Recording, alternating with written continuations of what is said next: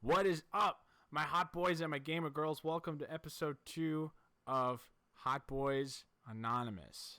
Episode 2. We're making it. We're making progress. We're moving up in the world. If you haven't seen it already, the first episode has been uploaded to YouTube. So check out the YouTube channel Hot Boys Anonymous and give it a look, give it a like, comment, and all that kind of stuff. Before we begin, I just have a couple of announcements I want to make. First of all, I've totally forgot to mention the last time that we did the podcast that we do have 2 hot boys in our group that stream semi-regularly on Twitch. The first one is Joe, who you heard last time. He's on Twitch as AKA Big Mojo. So if you're ever on Twitch and finding yourself looking for a nice streamer who will definitely answer your questions and plays a lot of StarCraft 2, Overwatch, all that good stuff, definitely go hit up Joe. The second streamer is actually a new guy who has not been on the podcast yet in our lengthy history of 2 episodes. Today we have Bryce joining us. Say hello, Bryce. Hey, this is Brizzy. That's Brizzy. Bryce. Brizzy Bryce. All right, Bryce, would you like to introduce yourself to our wonderful listeners? Yeah, so I am from Minneapolis, Minnesota. A little bit about my background. I got started playing video games at a very young age. Just jumping into it, a little bit about my experience. Went from PlayStation 1, PlayStation 2, and then I hopped over to the Xbox 360 world. And then from there, graduated from that onto PC, where I do the majority of my gaming and streaming. Nice. Bryce is the first person. Also, Josh and Adam are here as well. Hey guys, what's up? Josh and Adam were on the last episode of the podcast too.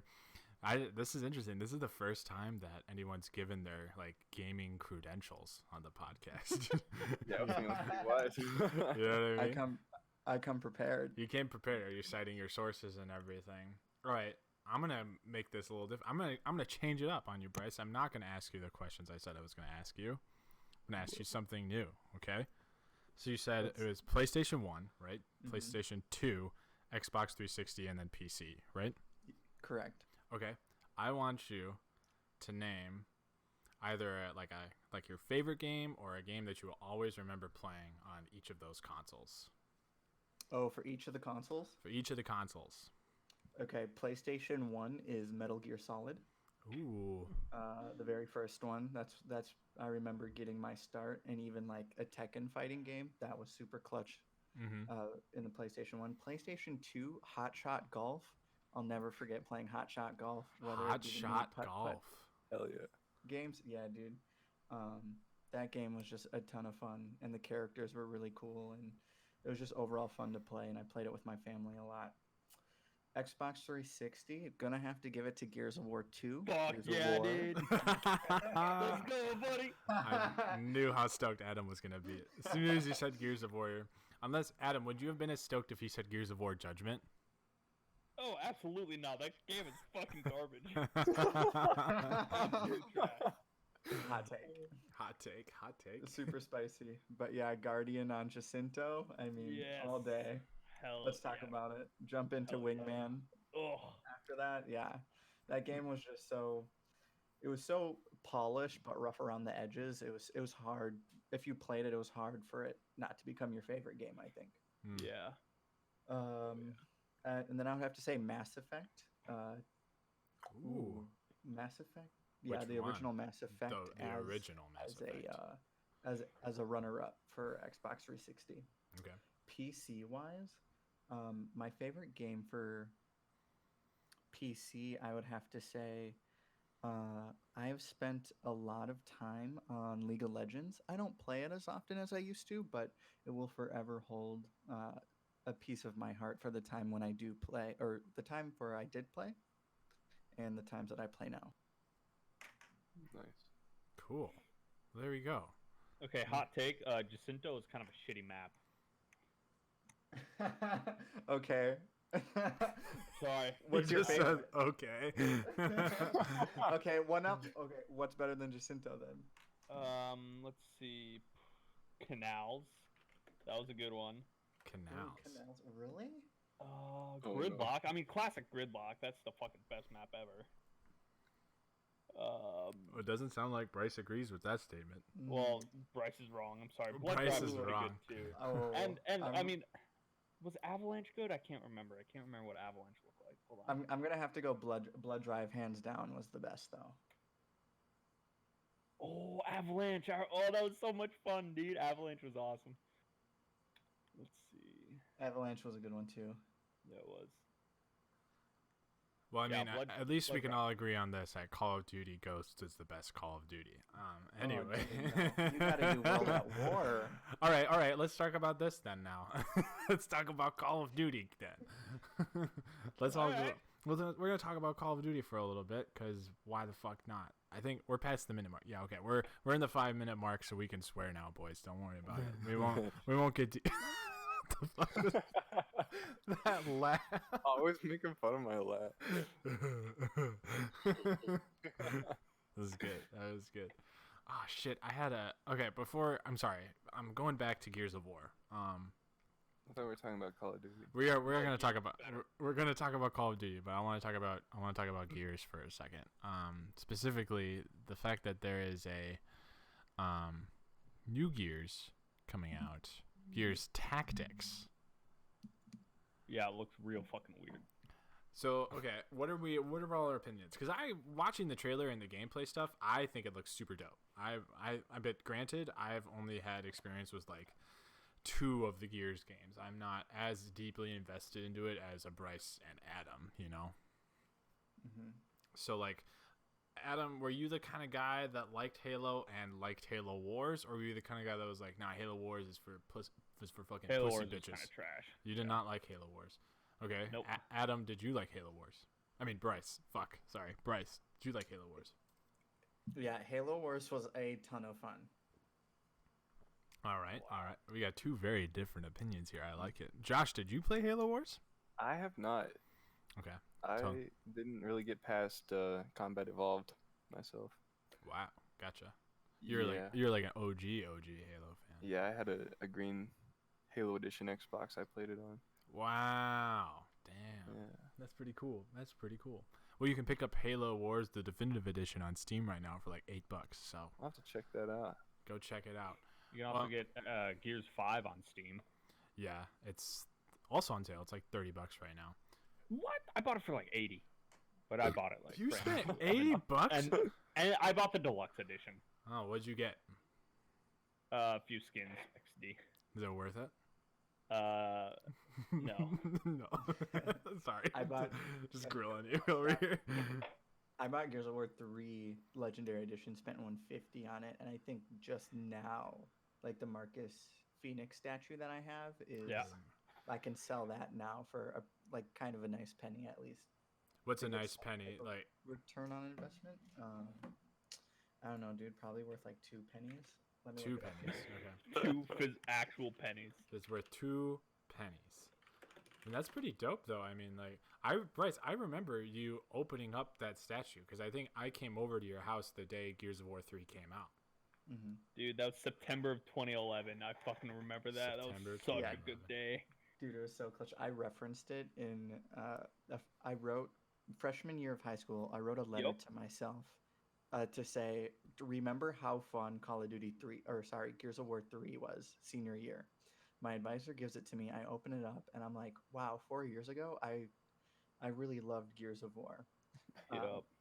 And it was just like a flashback to the past. But Graham, to your point, I can get anywhere from $28 to looks like $75 for this Marcus Phoenix statue. Not bad. Not terrible. Yeah. Not bad at all. Get some money. Yeah, get some money. Okay, so from so Bryce, have you looked into Gears Tactics at all then? I have not. Gears of War 3 was the last Gears that I played, and then around after Gears 3 is when I transitioned to PC. So I actually have not even picked up the latest Gears for Steam. But if it's cheap and on sale, I'm probably going to pick it up just to dive back in it. And I'm going to spend some time to look into Tactics. Gears of War. Gears 4 story was pretty good, I thought. I still haven't beaten it. So right now I'm not familiar with it. Oh yeah, Gears 5 is $30 on Steam, dude. That's insane. Yeah, man. Yeah. Fucking A. Fucking A, dude. Oh, fucking A. Letting that northern accent slip out of you a bit. Fucking A, bro. My first impression of it, though, just looking at a quick trailer, I would probably love this game. It looks super cool. Are you just not really like into that kind of gaming style, Adam? No, like team fight tactics. I don't understand that hype. Like, I don't know. It's. I don't know. I'm a point and shoot guy. For sure, for sure. Like, I enjoy the tactics part because I play Overwatch. Like, but I don't like the. Decide this and then. RNG decides your fate. If it Right. works or You not, don't like I an guess. RTS sort of style game. Yeah. Okay, totally get that. That is not a game style that is for Like everybody. if I fail at something, I want it to be my fault and not a game of chance kind of thing. For sure. I mean, But I have a feeling there are going to be a lot of people who disagree that RTS is not so much based on chance, but sorry, could you say that again? sorry if I'm hitching. I have a feeling that there are going to be quite a few people who might disagree that RTS is not so much random chance. But Right. it is mostly, not saying that a first-person shooter or a third-person shooter like Gears of War isn't so much thinking in advance or anything like that. But definitely with RTS, you kind of have to be thinking a few moves ahead. Yeah, like chess. Yeah, definitely. And Yeah.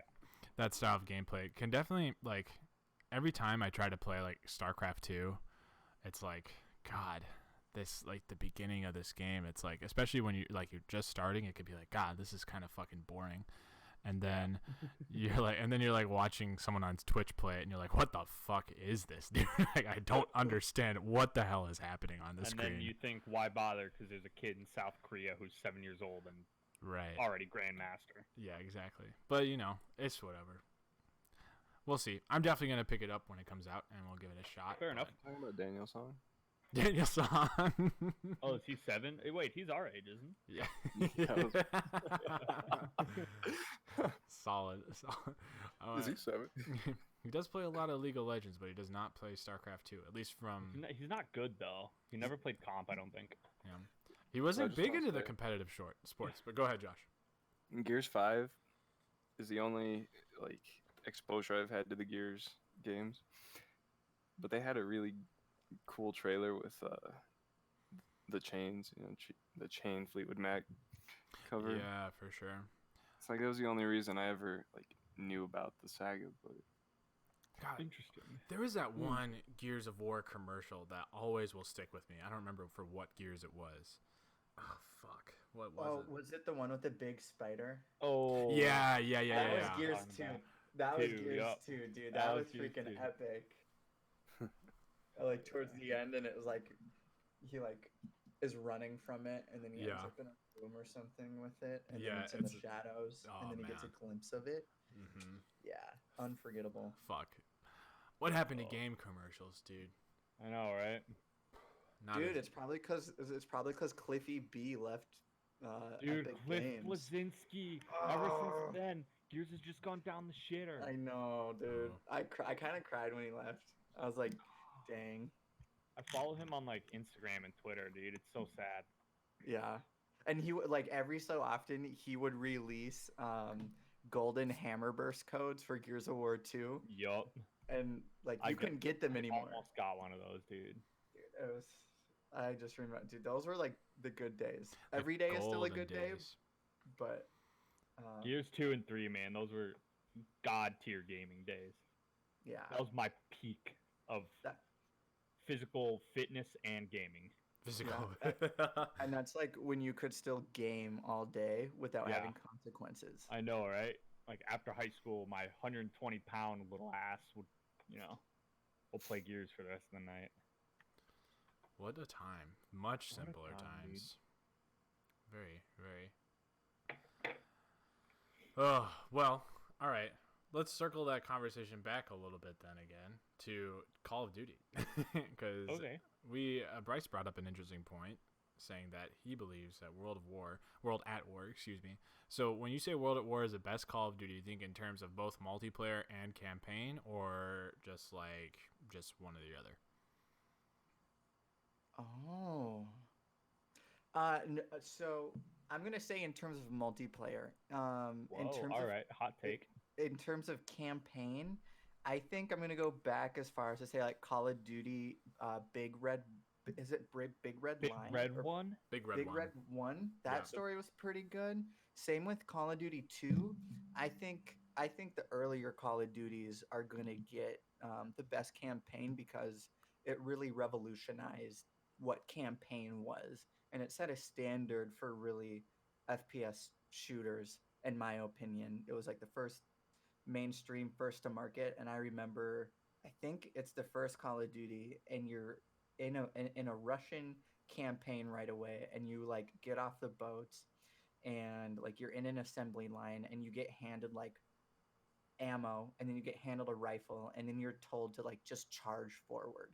And I was like, dang, like that's really cool. Like as a kid, I was like, holy cow, like this is insane. Like I feel so um invested into this game, and I just remember feeling just like Behind Enemy Lines, which is a movie about a sniper um, that I also watched when I was really young.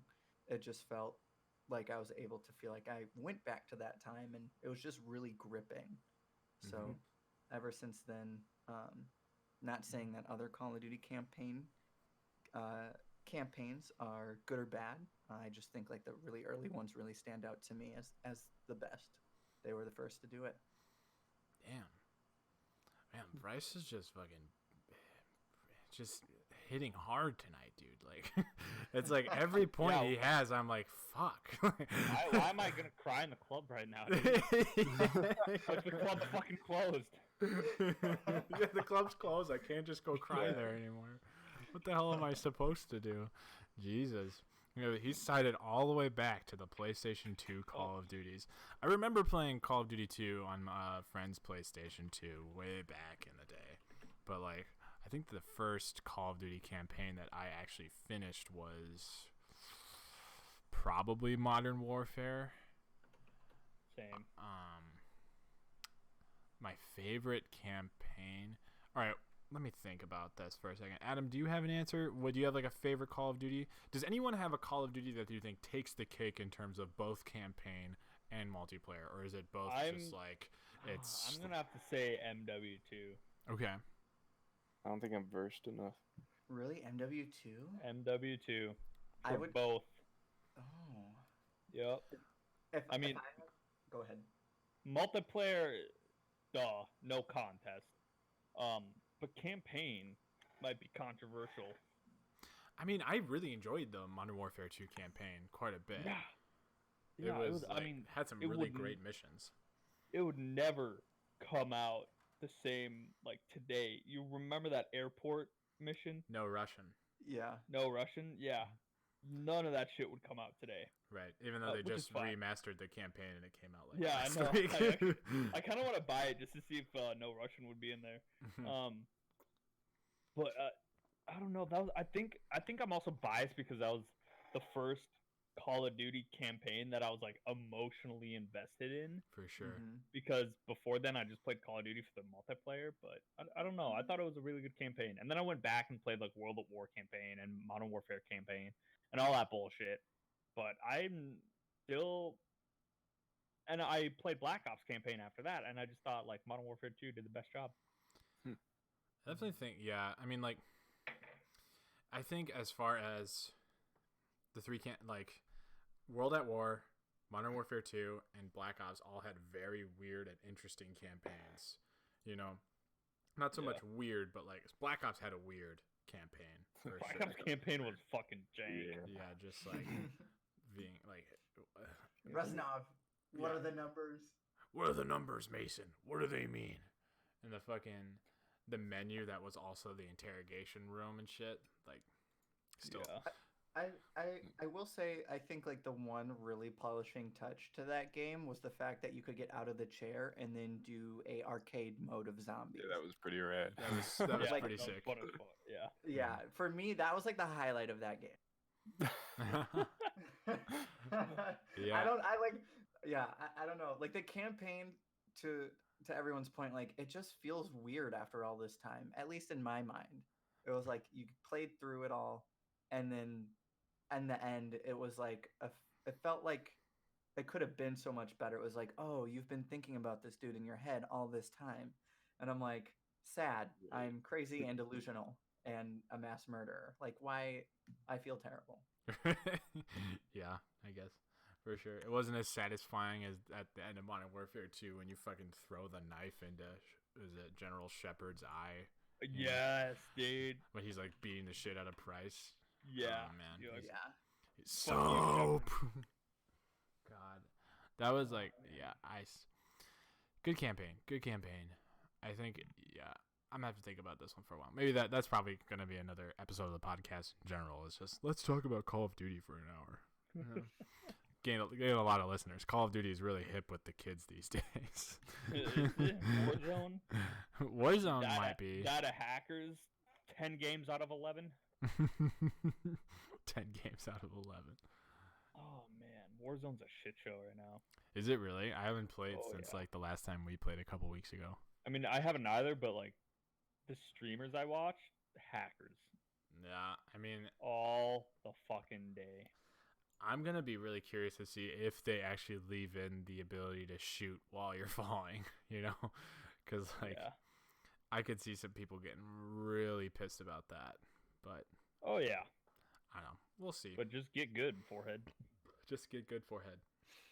That should be the motto of this podcast. Hot Boys Anonymous says, Get good. Get good forehead. That'd be great. All right, well, then I'm going to start sort of getting into our actual topic for this podcast, which I'm pretty stoked about. But I'm gonna do something really cool, and I'm gonna relate our topic for the day back to Call of Duty a little bit. Did you guys know? Whoa. Did you guys know that Hans Zimmer wrote the music for Modern Warfare 2? That's badass. Yeah. I did not know that. That's Hans- fucking metal. Yeah. Hans Zimmer is an awesome scorer. Yeah. Yes, he is. He's a very good composer. I mean, like for like oh my god, I like his music for the Dark Knight trilogy was just so good, and what a guy. But anyway, as you can guess, the topic for today is music in video games. Maybe music in movies. We'll see how far we get. But music in video games. Let me pull up my little podcast topic sheet here. So we're gonna talk about like video games that have had some really great music. Maybe video games that have had some not so great music. Maybe that's kind of ruined the game for you a little bit. And then, like, has there ever been a game for you guys where the music has really just sort of pushed your experience of that video game to making it more than just a video game? You know what I'm saying? Yeah.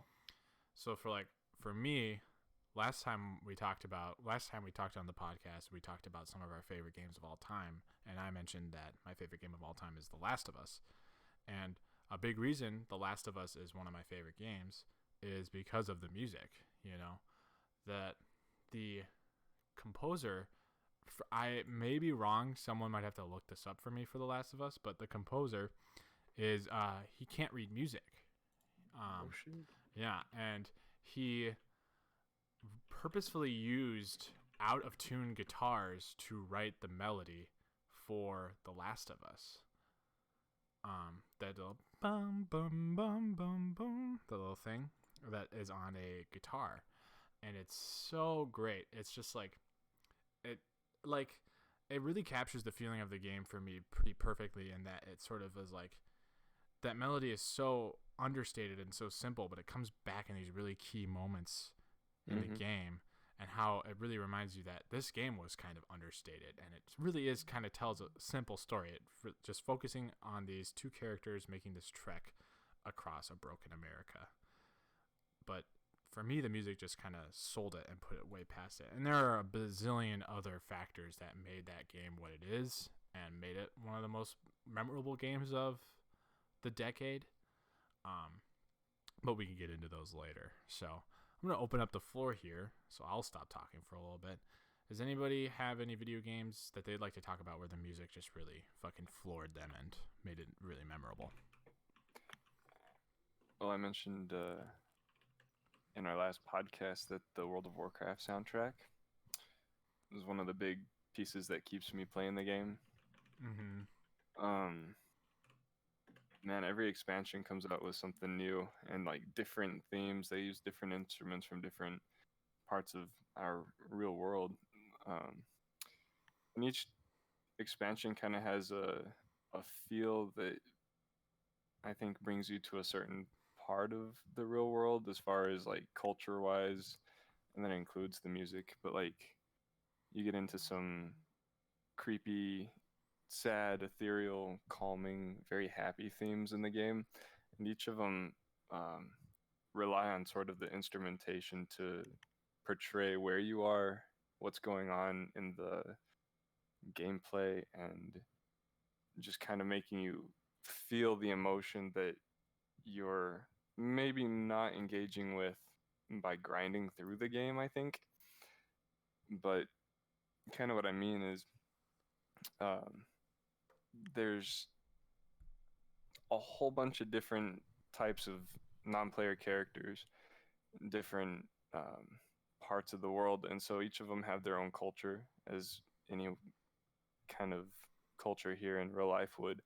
And we engage in music as a form of communication, and so like a peace-loving community such as the Grizzlemaw have this very peaceful forest soundtrack, and I don't know how to communicate that beside when you're sitting in the middle of the trees, kind of not listening to anything but just being in your place. What are you feeling like? And the music really is good at communicating exactly that feeling, I think. So I don't know, World of Warcraft, even if you don't play the game, I think it's worth kind of going through the soundtrack just to find a song that fits an emotion that you're into. For sure. I mean, it's crazy that like, considering if you want to talk about WoW, I mean, like WoW in general is like such a huge fucking game. There's a lot to do. And like both in terms of what to do, like how much story there is to consume, and just how much actual physical area there is that you can explore. It's got a very big map. Yeah, and considering that a lot of different places in that map have their own unique music is pretty crazy. I tend to get bored of grinding a lot, so I don't play a lot of grindy games. But there's a part of just sitting in an area, like flying around an area, just wasting time to listen to the soundtrack. Because in the last podcast, Joe said that the soundtrack is environment specific, so where you go will change musically, and you get a whole new sense of the world based on where you're discovering, what you're doing, and what the lore is going on in the game. So I think that really makes the game, as far as like it puts you in the world, just like a movie. Like you don't want to watch a movie with a soundtrack that doesn't match the story. Right, that's total dog shit. But in this case, you're like engaging with the whole world in a role-playing game, so you want something that's going to keep you engaged kind of in the whole sphere of the moment. Right. That's going to sort of inspire you to exactly take in as much as you can of this game as you possibly can. The most recent expansion has on the Alliance side, if you're an Alliance player and not a Horde, has a very kind of rich naval theme. And so you get this great sea shanty, like naval pirate sounding soundtrack, and it's glorious to feel this nation come out of the music in its sort of military sounding music. And so I don't know, and I've always gotten along with patriotic marches, and it's less about the country that's producing, but more the emotion that makes it patriotic. Like, why do you get into the music of a march? Mm-hmm. So I don't, it's taking it in a different direction, but the It's- game really is good at pulling that out. Right, for sure. It's a pretty interesting direction. I mean, this might be a topic for another time, but it's really interesting to think about what is considered to be patriotic for different nations as far as music. Again, I'm getting really into deep. I study music, so this might be getting too deep into it and everything, but like if you think about like what was patriotic for Germany during like when the Nazi regime ruled the country, you know? It's like a That very sense of the nation, probably. right, and it's like it was a very heavy Wagnerian heroic kind of sound, right? And but you know, it's really interesting to think, and again, I'm probably getting too deep with this, but then like if you listen to Star Wars and any of the soundtracks from Star Wars sound, it's all like, you know, Imperial. Wagner was a very clear inspiration for John Williams and his writing. So, but that's something totally different. I could probably talk for an hour and a half on the music of Star Wars, and I'll get into that. we'll get into it. We'll get into it. Maybe a future episode. But I'm gonna pass the mic to somebody else absolutely. I've talked a long time. now. Adam, do you have a specific game you were thinking of? Adam's check. Adam, is he still here? Oh, he's muted. No big deal. Bryce, are you still there? Yeah, I'm still here. All right, cool. Bryce, do you want? Apparently. Apparently. One's busy. I wonder, maybe Adam's taking a shit or something. One just leaves. It's just fucking leaves. He's like, you're talking too much about World of Warcraft, bro. I get it. His favorite music must be silence. Yeah, this is, everyone shut up for a second. That's my favorite song right there. So good. Go for it. So I mentioned Mass Effect earlier. I'm gonna have to say Mass Effect. Ooh. When I first played that game, I remember walking into the Citadel the first time, and it was just expansive. It felt like I was in a sandbox game, and it was almost like the people who made Mass Effect, the people of BioWare, were like living in my head. As a kid, I was like, wow, like it would be amazing to look up in this like living in this futuristic ship, and you can look up and see like the galaxy above, and then like you can actually do that in the game. And the music within the Citadel is just picture perfect. It just pairs so well, especially as you go into different areas of the Citadel, whether that be like the bar or the nightclub area to like the general area. And then not only that, that was like the first moment where it took me away. Mm-hmm. And it began, that's the point where Mass Effect really began to feel more than a game for me. And like traveling to different planets had its own music. And some would just blow my mind. It's like, wow, I could stay here on Rex's planet just until, I don't know, I never want to leave. And it was just cool to see all the different types of music and the different environments. It kind of really reminded me what it's like to travel to different countries and partake in another country's culture musically, Wow, which was really beautiful.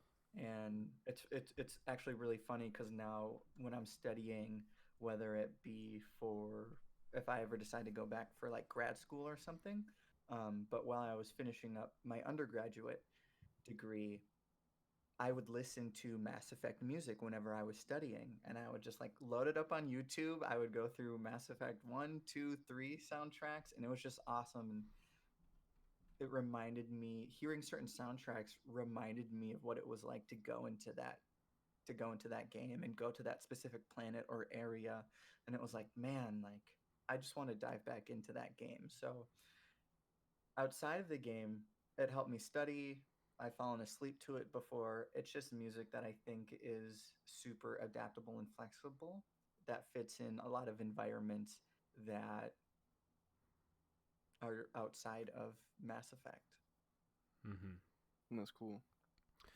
Damn, another great answer, bro. You're just killing it today with really well thought out, articulated sentences. It's super great. And I just got a text here. Let's see if it's from Adam. I appreciate it. No, it's not from Adam. But anyway. And I liked to study to World of Warcraft walking music, and it's literally what it was called on YouTube. Oh yeah, walking music. And it's just like, okay, nature sounds and stuff. But Mm-hmm. it was good for keeping the head clear. Oh, definitely. It's really interesting that all three of us said that one of the things that really sells a video game's score is Absolutely. the how it changes with the environments that you're in. You know, it can't just be like, you know, it can do a good things where it has like, you know, similar melodies that come back and forth. You know, like we were talking about with Last of Us. Even obviously in Star Wars, there are hundreds of these melodies that come back and forth, and you know, that remind you of certain characters that are even designed for specific people or environments or whatever. But like, it's really cool that when, like you were talking about, Bryce, how just like it can play to an experience that you were having, like how the music from Mass Effect made you feel like you were exploring different countries, or like reminded you of when you've done that.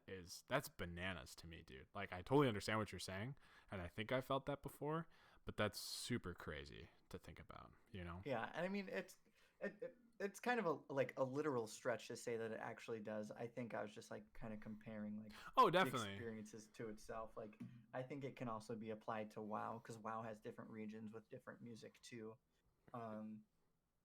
It just kind of like adds like, it's cool that a video game has such an expansive score that it actually mimics something that we see in real life and experience in real life. Definitely. Build on that like whole culture of what you're experiencing, more than just like we've got our hip hop music or our, not just say pop music, and that's kind of our score, you know, on the radio. Is that Adam? Is Adam back? Yeah, what Adam's up? Okay, back. okay, good. I I asked you if you wanted to talk, and then you weren't there, so I was like, Alright. oh shit. I posted in the podcast top. Oh, I should have posted in general. Oops. I'm pooping. Don't call me. Yeah, that's what grams it. I was like, he's probably taking a shit. That's awesome. Oh God. Okay, but you were saying, Josh. Did you say me? Yeah. What were you just saying? I'm sorry. I didn't mean to Oh, interrupt I was you. just saying, you know, like the music isn't just about the score, it's about like building the whole environment of what you're experiencing. Definitely. Yeah. Very true. And I pulled the radio in, and I was sounding like an old man because we got the hip hop and the pop music. You fucking boomer. Ew, boom. It shows what I know. I listen to video game scores exclusively. Dude, same. I fall asleep to the Halo theme every night. Oh yeah. Ooh. Ooh. Wow. All right. By the way, that's my take on best video game music is Halo. All right. So, like, any specific Halo or just Halo in general? Just Halo. Okay. Okay. Explain. Defend yourself. What's that? Explain and defend yourself. Oh god. So are you just like a Beyonce fan? Fuck no, dude. Sorry, you said Halo.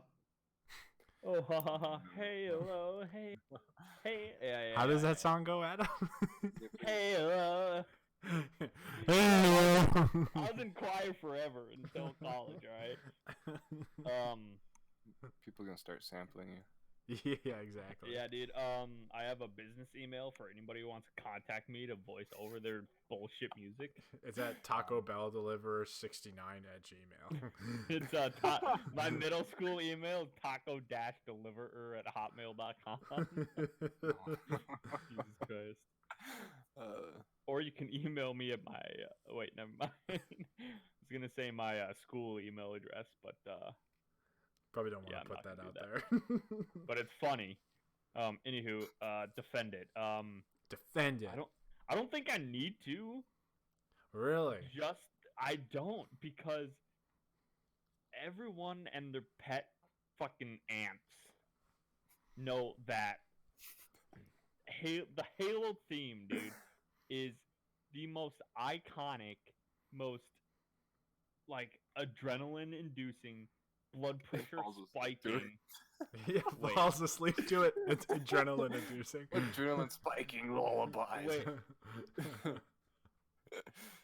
Okay, shit. I'm talking myself into a pit right now, but It's all like good. when you're ready, I guess I should phrase it like when you're booting up the game and you hear that fucking theme song, dude, you get horny. You know, like there's name. Well, yeah, dude. Who doesn't fall asleep horny? Oh. Exactly. Nobody. But I don't know, man. Again, I'm gonna say I don't think I need to defend myself because All right, well, I'm gonna push you here a little bit then. Okay. Okay. So your primary argument here is that Halo's score is the best video game score because the theme is the most recognizable video game music theme in general. That's why it's the best.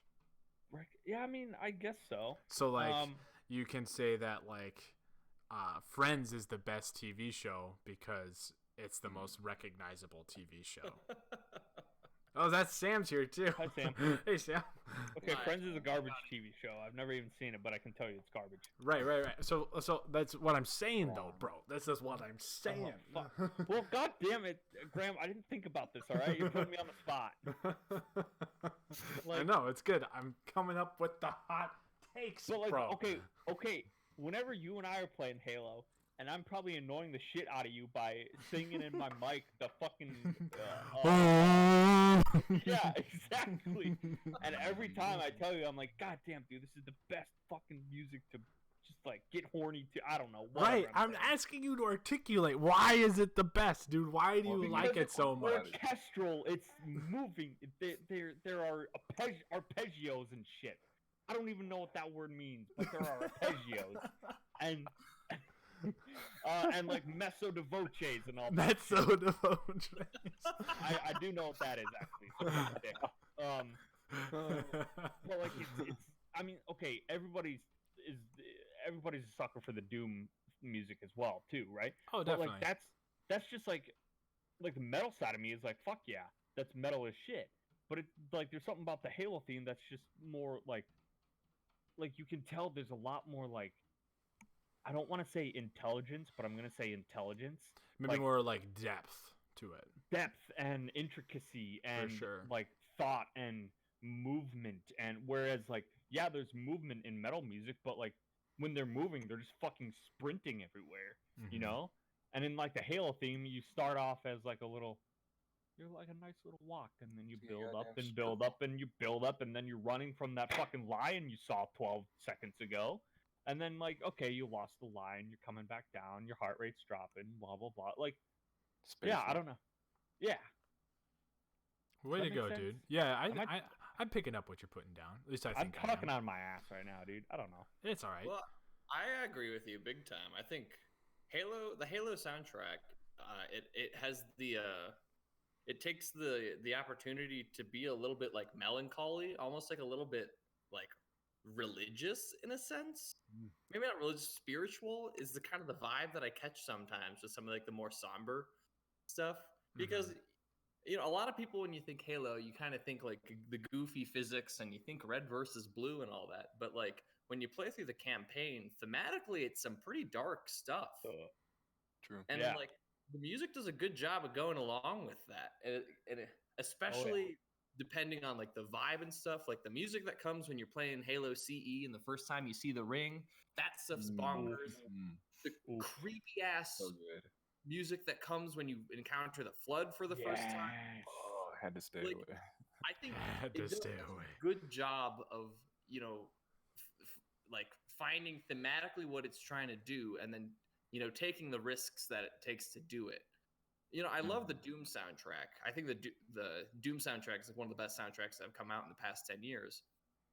But I think what Halo does that the Doom soundtrack doesn't is it takes a lot more opportunities to be quiet and calm, especially in a game like Halo where you're running around headshot and grunt. And like, it can be a stressful game. Like the sprinting versus walking. Right. Yeah, exactly. Definitely. Yeah. Plus the Put it in layman's terms. the little musical motifs that it uses, like Mhm. they're recognizable. They are so recognizable, and that's like I Yeah. think what really makes it stick out is you can hear like that one. What's it like? It's pretty much just like that one chord on the piano. It's pretty much just all octaves that you hear in Halo 3 all the time. I could play Oh it, yeah. Yeah, for but sure. like you hear that and you always know like what it is. Right. You always know what's Like when about they to did go the down. Halo Infinite reveal at E3, and they just had these beautiful landscapes, and everyone's like, "Oh, this is pretty." And then they play that chord, and everyone goes like, "Oh my god, this is Halo." And It's everyone Halo knows- Man. Halo Man's over there. Halo Man. Yeah, exactly. So I've got a lot of respect for I think it's like Martin O'Donnell or something, whatever his name is, who did the soundtrack because it's really really good. It's really Yeah. well done. That's dope. All right, cool. Lit. Way to go. I want to clarify my statements earlier. I'm not trying to say that the Halo score is the Friends of video game scores. I do agree. I do agree that it is like one of the best for sure, and at least the top 5 of video game scores. But I was just trying to push my boy a little bit, see if I could get him to like. You can get some hate mail that way. Yeah, exactly. With Yeah. all the listeners that our podcast has, I'll be be. I mean, hey, that's if you need me to defend anything, just get me mad. Let's get you mad. Yeah. Another beer. Do it, dude. It's I mean, time. okay, just all right. Say less. I'm on my way. He's on his way. He's on his way. All right. Well, then, so Sam, you would say that the Halo score is like you would say Halo has the best music out of any video game. He said Doom. You know, I have a hard time saying best because there's so many video game scores that I like for so many reasons. I would Okay. say the Halo score is up there as recognizable, and it hits a lot of buttons for me, both in terms of just how well done it is, but also nostalgia factor definitely comes in. I got a lot of. I really, really like. I know I talked about Chrono Trigger last time, but I think the Chrono Trigger soundtrack is definitely up there as one of my top faves as well because it does a lot of really, really cool things, and it's really, really So you know in JRPGs, right? Like the battles can go super long, and you just kind of hear the same bit of music looped over and over and over again. Yeah. I guess that Yes. applies to any RPG, but Yes. well, Chrono Trigger does a really good thing. Well, the soundtrack is written in a way that the music is designed to loop in those ways, without sounding repetitive. I could go into detail, but I'm not going to do as much justice explaining it. I'm going to put in a plug for one of my favorite YouTube channels here. But 8-Bit Music Theory Oh yeah. on YouTube does a really, really good job of explaining how the Chrono Trigger soundtrack messes around with harmonic ambiguity and all that stuff to make it more intriguing without to let it keep looping in these ways without having it settle in a specific tonal area. Mm-hmm. Definitely. So yeah, that's one of my faves Way to go. Cool. Everybody said Definitely. their fave. up there. For sure. I mean, you can't argue with the Master Chief himself. I think he'll come over there Yeah. and put his Can't hand up your. argue with Halo, dude. Nah, Halo Man. No. He won't let it go. I'm gonna talk about a totally different genre of video game. So, I totally forgot. And when you said 8-bit music theory, this really reminded me of this. Is the music of Mario Kart, especially the newest Mario Kart. Oh my God. Can we talk it's about so good. that music? Like the music, like I think Dolphin Shoals has the best, in my opinion. That track is just, oh my God. And just The Dolphin Shoals saxophone solo Mhm. exists to like rejuvenate me. Whenever I feel down about anything, I just play that track. I play that chorus, and everything about it is perfection. The track is perfectly well done, like in terms of like the actual race court, it's perfectly designed, and that sax solo is just butter. mm-hmm. Butter. Oh yeah, it's Better not spread it. Yeah, the Mario Kart band. If I could hire them for a gig, I would. It's unreal, man. Just the amount of variety that they have, and the music between all the tracks is kind of crazy. It's like You got your golden tracks like a Dolphin Shoals, where it's like what the like, even like if when you break that down and you look at the theory of it, you're like, how did they even come up with this shit? You know? Yeah, exactly. It's crazy. But then you got your Baby Park, so it's like, and it's just that for 7 fucking laps, and you're like, where was the creativity on this one, boys? Like, I get it's Baby Park, and I get that like the track itself is not that creative since it's just a fucking circle, but like still. I want you to take that back right now. What's wrong with Damn. Baby Park? What's wrong with There's nothing wrong. Baby Park is the best track in any racing game ever. Okay, all You right. can drift the entire time. You don't have to stop drifting. But It's there's nothing interesting about Baby Park because it's just a circle. It's elegant. It's not. The Oh my elegance. god! Oh my god! You're one of those assholes who would go to like an art auction and buy the most stupid, pointless piece of art that's literally just 2 lines on a paper for like $2 million. You still call it art. It's elegant, dude. Yeah, shut the fuck up. A little child could do that. Who? I guess it is Baby Park, so. You got him there. I mean, yeah, but like, it's not the best track in that game. It's definitely not the best track in any racing game. Like, you're gonna stack Baby Park against NASCAR 2004 for the PlayStation 2? I don't think so, bro. Get out of here. Jesus Christ. I don't think so, dude. Fuck. What a game, though. Mario Kart. Do you ever think they're gonna come out with another one for the Switch? I doubt it, but I really want them to. No, they should come out for fucking with Left 4 Dead 3 before they do that. Left 4 Dead 3 isn't by Nintendo, bro. I know, but who gives a shit? Left 4 Dead 3 first, then everything else. I think Reggie is just scared. Xbox would probably try to put everything on anything at this point. Exactly. Thanks, Phil Spencer. Well, that's like Half-Life 3 coming out exclusive for the Nintendo Switch. XD. And it's a motion control game. Oh, and no, it's a Nintendo Labo exclusive.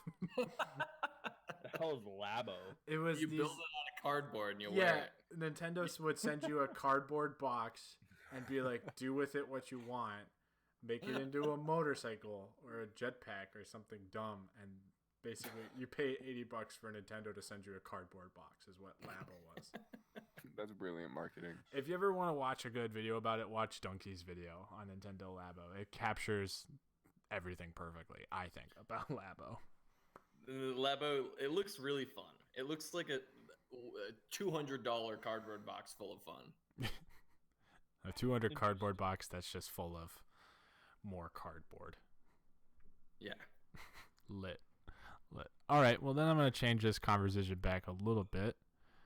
Have any of you ever played a game and you thought, God, this music and or soundtrack is just dumb. It sucks. It does not add to my experience at all, and I wish it didn't exist. I hate Baba Yetu with a burning passion. The Civ sound? The Civ song? Yeah, I just can't stand it. I just think I know it's won all these awards, and it's like the track that brings video game music to the masses, and everybody and their dog has sung it in, middle school honors choir or whatever. Yeah. But I just sang that in high school, bro. I sang it in high school. You're undermining my rage. I can't stand that song. I just think it's really obnoxious. I don't have any elegant music, vocabulary in this instance to describe why I feel this way, because I understand why it won so many awards, but I just think it's so incredibly annoying. Yeah. I will.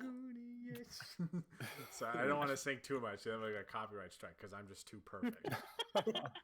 Yeah, I think that enough right there is to get you banned from YouTube for life. Yeah, probably. Oh God. Have any of y'all played Bully? Oh yeah, dude. I love Bully. It's got a great jingle soundtrack, but by the end of the game, you've heard that thing on repeat so much. I'm ready to smash the game. I actually don't know if I have an answer to that. I mean, it's kind of a hard question. It's a lot harder than I think of video games that have good music, because there are far more video games that have good music. Right, because like I think like even if there is bad music, like you're not there to listen to the music, you know, especially in a video game. You're there to play the video game. Still play the game. Yeah. I guess it's hard to find video game track. Like, if a video game has bad music, most of the time it's because overall the production value of the game is low. So that's like one of the last things that you're thinking about. Right. For sure. It's One of the very worst rare. You know, video game music at its most offensive most of the time is forgettable. Mhm. Yeah. I can't stand when you find a game with lots of dialogue and a shitty soundtrack that you can't just mute. Oh, yeah. You're trapped. Could you give an example? I also should mention Oh, my that's honorable awesome. mention for best theme music is Zelda. Okay, yeah, Oh, yeah, big time. definitely. It's classic. I can't. Memorable, iconic. Plus, Absolutely. If we're gonna talk about like music inspired by the environment, or like that differs with the environents that you were in, Breath of the Wild in general is just like a Oh, I love masterpiece. Wild. I still need to finish that game, for fuck's sake. You need to finish it right now, dude. Right now. All right, dude. I'm quitting the podcast. Gonna go play Zelda right now. Okay, sounds good. Bryce, you were about to say something? Yeah, I was. Before switching topics, I just wanted to share. I actually really love Bully's music, and I thought it was really Ooh. endearing. Didn't say I disliked it. Well, yeah. By the Hella end, repetitive. You just said it was trash. Yeah. Which You just said it Fucking fucking sucked. So I just want to say that like your point is absolutely valid, and I love playing Bully so much. It was just really interesting that was your experience, because with me, it was the opposite. It was like, oh yeah, like I woke up or fell asleep, and here we go. Like here's the same jingle. Like yeah. So I just wanted to say like that's a really interesting experience, and to the point about the video games that have like low production value, like wow, that now makes so much more sense, because the music soundtrack that I can't stand is Nintendogs. Like, get out of my face. Get out of my game. Like, dude, when I was playing Nintendogs on the DS Lite, like, I don't know, maybe that was the issue, but I remember if your volume was too loud, like, it just, like, your speakers would blow out, and it's just like, it's terrible. It just sounded bad. It was distorted, and I don't know, you wash your dog, and it's the same music every time. If your dog's unhappy, it's just like I don't know. There's so much going on with that music. It's also so repetitive. It's so looped. Like granted, what kind of right? dog did you have? Dude, I don't know. I had so many dogs. I had don't know. so many dogs, dog. I know that my dogs, they failed at their spelling bees and their obstacle course tracks. What the fuck kind of game was? There was no spelling bees, but I don't know. There was like contests that you could do in that game, and my dogs, man, they were so unruly. Also, sorry, go ahead. Or I was gonna say, I checked on them recently, and they're still alive, actually, which is surprisingly, because I haven't turned on my DS for at least 10 years. But flea ridden. Damn, that's impressive. Yeah, dude. Do you even have to feed dogs? I don't know. I don't know, dude. I mean, I fed my dog for 12 years, and then she finally died, but still had to feed her, you know? Zoe was a good dog. She was amazing. Yeah, that was a year ago, like, tomorrow. Huh. I'm sorry to hear about your loss. That's it's all right. I mean, she was a Bernese Mountain Dog. Those things only lived to like 6 to 8, and she was 12. Damn. She was way past her sell-by date. She was super friendly. But no, I was gonna say I figured out the soundtrack of a video game that just irks my experience, and that is the $10 Steam game called Uno. Many of you may know it as that card game that ruins friendships, and spoiler alert, it still does that virtually on Steam, and it pisses me off. And yeah, that's all I got about That's it. all you got to say. So So really, everybody played Uno. Everybody hates their life when they play Uno. Everyone wants to stick a fork in their friend's eyes when they play Uno. And then like, and then the little fucking jingles that it plays every time you like have to switch hands when you draw a 7 or whatever online is the most irritating. It's like a literal middle finger, and a fucking just like, oh god, it's so annoying. I hate it. Hate it so much. Yeah, to echo that, it just feels like your nails are being peeled off every card that gets played. It's just a slow burn, painful death. Yes. The whole time. Literally the worst. Man. Fuck. So fuck Uno. My friends suck. I played it with my lab mates. My lab mates suck. And yeah, they're dead to me. Okay, so really the only 2 video games that have bad scores and you shouldn't play are Nintendogs and Uno. Yes. Yeah. That moral of the story, yes. I stand by Baba Ye too. I mean, yeah. Butt crack of music. For no sure. other reason I think it's annoying. Whenever I play Civ, I don't have. I mean, this might be a disservice to the game. I don't know, but whenever I play Civ 6 and I get it booted up, I always just cue something on Spotify. I never really listen to the Civ soundtrack. Yeah, I think that's a pretty good indication of the quality of music. Yeah, probably. When you'd much rather just listen to something else. But I think a lot of games, like a lot of strategy games in that style, are the same way for the most part. Yeah, definitely. Because you spend hours, like literal hours and hours and hours, sitting at the same screen, so they can't really come up with that much different music. So it's not really their fault. Yeah. The least they can do is make something that's like unobtrusive. True. Something pretty chill. Something that's Which is easy why to mute. Baba Ye do. It's so obtrusive. For sure. You know what game I recently played is it's free to play this weekend on Steam, is Risk of Rain 2. Oh, that man. game, that music, I was blown away by that music. Amazing. What's Yeah. Chris Christodoulou? He's got a very interesting last name, but he did an incredible job with the soundtrack. Yeah. If you want to look it up, just look up Risk of Rain 2 soundtrack. I'm pretty sure that guy's got if you just click on the music on the menu, it gives you his information and everything. But definitely would listening to it. Speaking of video game composers, there's a composer who does video games, and he also did a couple movies. I think his name is Disaster Piece. I can't remember his real name, but he's done some really, really great music. He did the music for a game called Hyper Light Drifter, which is really, it's this really interesting kind of impressionist sort of stuff. But he also did the music for this movie called It Follows, which is this horror movie. And I'm not a fan of horror movies. I can't do horror movies really well. But this one was, I thought it was so interesting, and I thought it was so well done, and I thought the soundtrack complemented like the quirkiness of this movie so well. Well, the story is I actually watched the movie because I knew that he did the music for it, and I was interested in it. But I didn't know it was a horror movie, so that was no. surprise. Pleasant. But yeah, the music of Disaster Piece overall. He has an album called Disasters on Piano. That's really, really good. It's all of his stuff just arranged for piano performances, and it's highly recommend him as a composer. Nice. So now that we've segued into movies, what about movie music?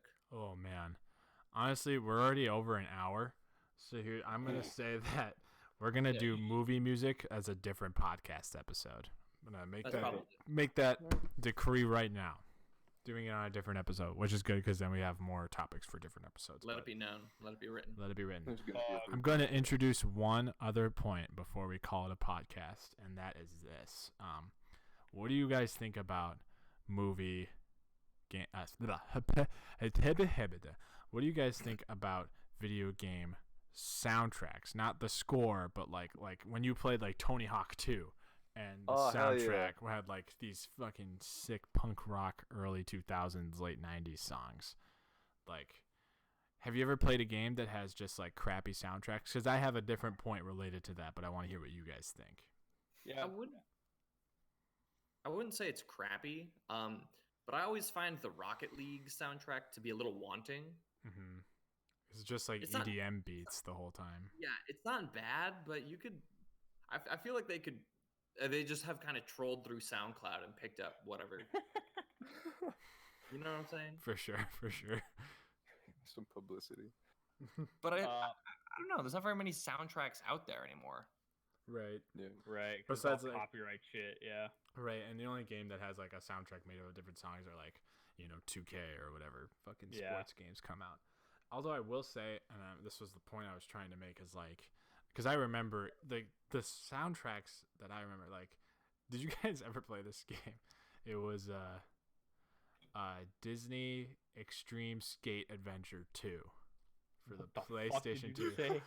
Disney Extreme Skate Skate 2? Adventure 2. Yeah.